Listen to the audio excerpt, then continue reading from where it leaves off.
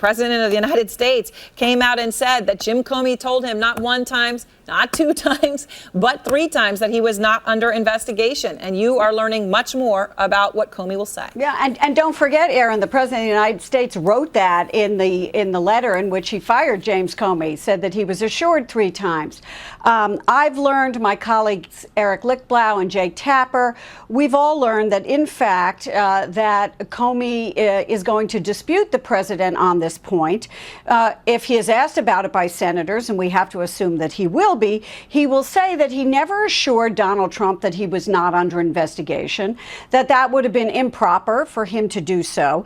And then one source hinted that the president, in fact, may have misinterpreted what James Comey was telling him, particularly as it pertains to a counterintelligence investigation. So we're going to have to see how that all plays out. People don't want to specify exactly what Comey is going to say, but we also learned today, Aaron, what Comey will not say. And what he will not say is that the president obstructed justice, because he wants to leave, we're told, the legal analysis to other people. He's just going to recount what occurred.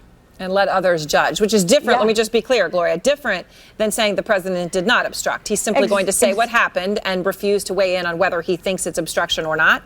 Right, exactly. Okay. And I spoke with one source who said, what will people think when the hearing is over? Some people will make a political judgment about whether the president intended to obstruct judgment. Other people will make a legal judgment on that, but it is not for James Comey to do.